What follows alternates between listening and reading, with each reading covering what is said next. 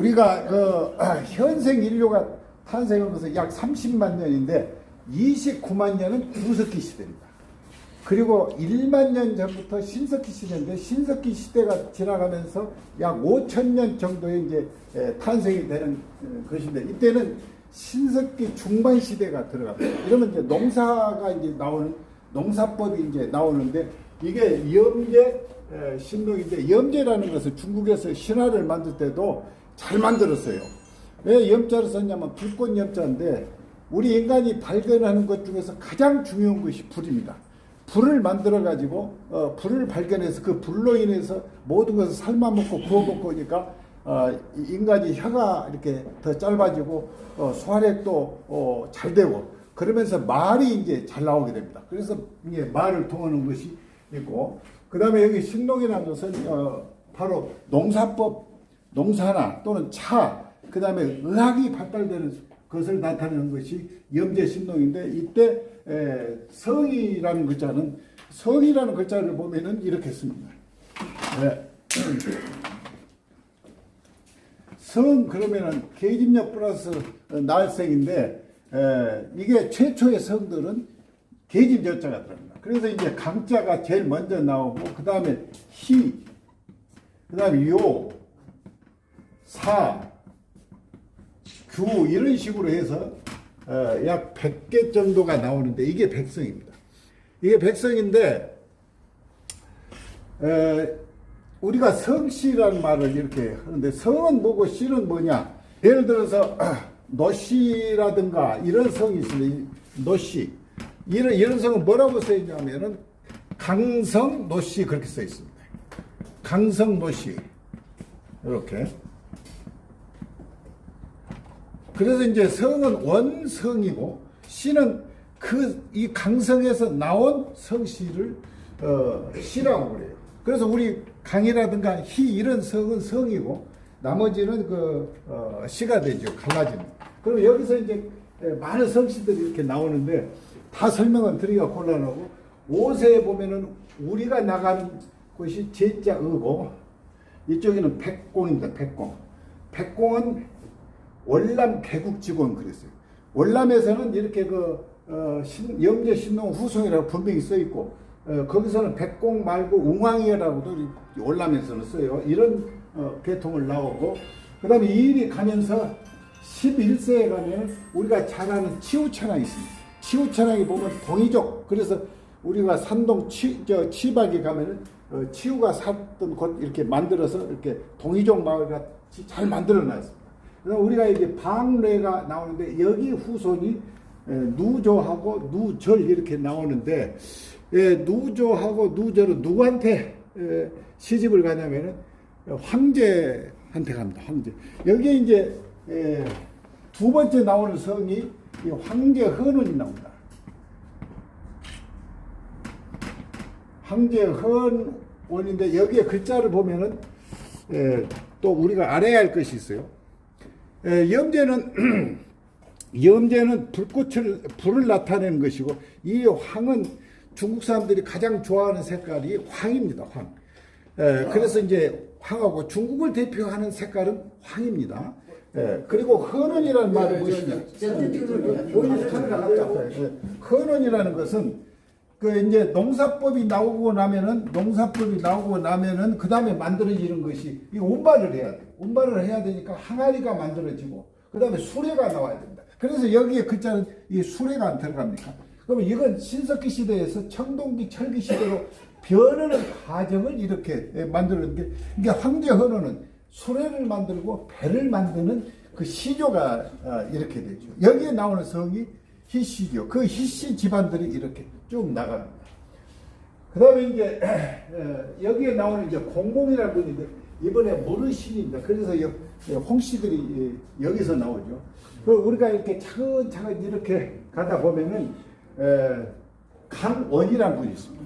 그 당시 이제 우리 성씨가 많지 않기 때문에 강가하고 희가만 이제 나오게 되는데 이때 강원이라는 분이 있는데 이건 주나라 시조 후직의 어머니입니다. 이분이 제국한테 시집을 갔는데 소 발자국을 보고 임신이 되어서 이거 이제 제국이 이렇게 말을 이 아이는 내 아이가 아니다. 그래서 저 애를 버려라. 그래서 그 이름이 기입니다. 이 버릴 기자입니다. 버렸는데 짐승들이 다니면서 보고는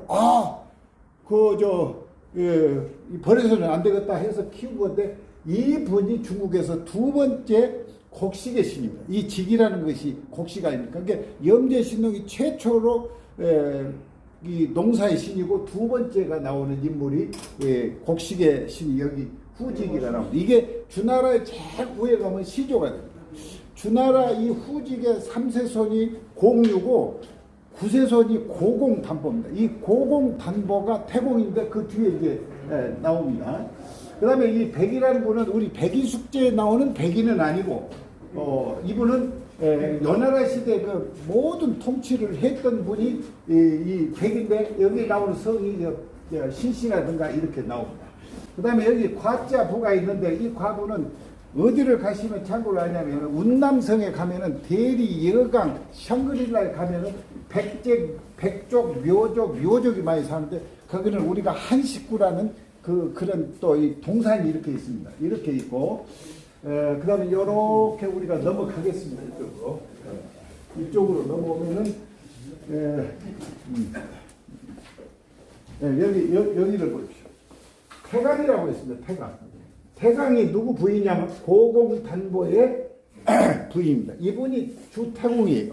그러니까 이 태공이 앞으로 내 손자대에 와서 현인이 나타나가지고 이 주나라를 만들 것이다. 한 분이 이 고공단보인데 이 아버지 부자지만은 이걸 보러 읽죠. 훌륭한 분들한테는 보러 읽는데 이 우리나라에서는 이분을 뭐라 했냐면 주국대왕이라고 이렇게 해요. 왜 이분이 어디에 나타나냐면은 용비어천가 3장에 보면은 주국대왕이 빈국에 살아서 제업을 열으시니 이 3장 4장에 나오는 인물이 이 고공단보입니다. 그래서 바로 후직의 12세 손이 고공단보예요. 이분이 아들을 태백, 중홍, 계력을 낳는데 이 왕의 자리를 계력한테 물려주려고 하니까 바로 태백과 중홍이 동생을 태백의 중홍을 데리고 어디로 가면 중국 무성 매초로 갑니다. 그래서 거기서 구오라는 나라를 세워가지고 이 사람에 의해서 오씨가 이제 탄생이 되고 계력이 왕위를 받고 계력의 부인이 중국 역사상 가장 훌륭한 인물로 나와요. 그러면 계력의 부인은 누구냐면 주문왕의 어머니가 되죠. 그래서 그분이 성씨가 임씨예요. 그래서 그분을 태임. 그 당시 유명한 이름들은 여자들 이름은 이렇게 강 그러면 태자를 많이 붙여요. 태임. 그 다음에 태사 태임 이런 식으로 나가는데 이 계력의 부인 즉 문왕의 어머니가 태임인데 이 태임을 본받는다 한 것이 율곡의 어머니예요. 신사임, 사임이라는 것은 이 임씨를 본받는다 이런 말인데 바로 여기에 나오고 문왕이 아주 훌륭하고 도 같았다. 그래서 그 당시에 그 은나라 주왕이 저놈을 잡아다 넣자. 저놈이 도 같았으면 제 큰아들, 이 문왕의 큰아들은 죽입니다. 주왕이. 그래서 삶아가지고 국을 끓여다 줘요. 그러면서 주왕이 뭐라 하냐면 이 국을 저 문왕이 저놈이 안 먹으면은 저놈이 도 같은 놈이고 먹으면은 도가 안 떴다. 그래서 한번 줘보자. 그래서 끓여가지고 주니까 문왕이 보니까 자기 아들이에요. 그래서 이제 또 안 먹으면은 죽을 것 같고 그래서 딱 먹습니다. 먹었다 그 말을 또 소문내니까 살려줘요. 그래서 나와서 토해내는 것이 지금도 그 유리성이라는 그 감옥인데 거기입니다. 그리고 여기에 나오는 인물이 여기에 보면은 공륜, 공현 나오죠. 그 다음에 강왕후가 나오죠. 문한 이렇게 예중 이렇게 나오죠. 이렇게 나오는데 강왕후가 실제 은나라 주왕의 원부인이에요. 그런데 이 주왕이 누구한테 빠졌냐면은 달기한테 빠졌어요. 그래서 이 은나라 이 왕후가 강왕후가 이야기를 탄식을 해서 천자가 황음을 하고 만민이 실업했다 이렇게 통탄을 합니다. 이래서 사실은 강태공한테 이거 안 되겠다. 강태공이 촉하되죠. 그래서 이거 안 되겠다. 나라를 없애버려야겠다 이야기를 한 겁니다. 강태공께서 이렇게 되고 환초의 아들 이 규가 조선으로 온 기록이 있는데 우리 족보에도 강규는 나와 있는데 그 후손이 누구다 이런 것은 없습니다. 여기에 지금 강태공의 아들인데 전공, 읍강, 자로, 방춘, 무춘, 화선 그러는데 이 전공이 정씨가 여기서 나옵니다. 정씨가. 우리 요새 천사대교가 있는 앞에도 그쪽에 가면은 그 전에 한번 보니까 여기 지명 이름을 임치현으로 썼어요. 근데 그 지역을 임치라고 쓸 수가 없는데 왜 썼는가 했더니 이 후손 정덕성이라는 분이 당나라 때 와가지고 그 지역에서 살아서 임치현이라고 쓴 기록이 나옵니다. 읍강은 바로 강태공의 딸인데 주나라 무왕한테 결혼해서 무왕의 비가 되고, 그 다음에 여기 이제 화선인데 여기가 이제 이 언덕구자를 쓰는 이 구시들이 나와요. 여기 지금 우리나라에 온 중국 대사가 구국홍인데 이분이 이 성씨더라고요. 마침 여기 강주에 와서 저하고 만날 기회가 있었어요. 그래서 제가 이런 얘기 했어요. 아니, 당신은 그 강태공 다섯째 아들 화선의 후손인데 맞냐고 그렇게 아이고 어떻게 아시냐고 이렇게 그분도 이걸 잘 알고 있습니다. 그래서 여기에 보면은 이제 뭐 최수검은 최씨가 나오고 섭수검은 섭씨가 나오고 이런 인물들이 이제 쭉 나오죠. 노씨가 여기에 나옵니다. 강태공의 11세손 노해에 의해서 이렇게 노씨가 나오고, 우리나라에 아니 중국에서 가장 유명했던 인물이 환공입니다. 환공이 춘추 5패의 한 분이죠. 근데 이 당시에는 여기 보면은 여자분들이 많이 이제 나타나기 시작합니다. 왜냐하면 주나라가 이미 건국이 되고, 주나라는 이제 주씨들에 의해서 많이 됐는데, 결혼을 하려면 같은 집안끼리 하기가 힘드니까 되도록이면 다른 성을 골라야 되는데 다른 성이 그렇게 많지 않고 우리 강가가 많습니다. 그래서 여기 보면은 요 읍강도 나오고, 그 다음에 요 후강 나오고, 무강 나오고, 요 선강 나오고, 또 여기 뭡니까 문강 나오고, 제강 나오고, 제흥강 나오고 이렇게 많아요. 그래서 우리를 뭐 제비강이라고도 하는 것은 제나라비란 말에서 이렇게 나오는데, 이 환공이 이제 춘추 5패 하나고 그 다음에 누구냐면 여기 제강이 있는데, 이 제강이 환공의 딸인데 진나라 문공이 그 피난 생활을 할 때 제나라에 와요. 그래서 제환공이 문공을 잘 거들어주면서 딸을 이렇게 제강을 줍니다. 그런데 이 문공이 진나라로 돌아가려고 안 하고 늘 제나라에만 있으려니까 이 제강이라는 이 여자분이 일부러 쫓아서 왕이 되게끔 하는데, 이분이 두 번째 진문공이 춘추 5패의 두 번째 된 인물이요.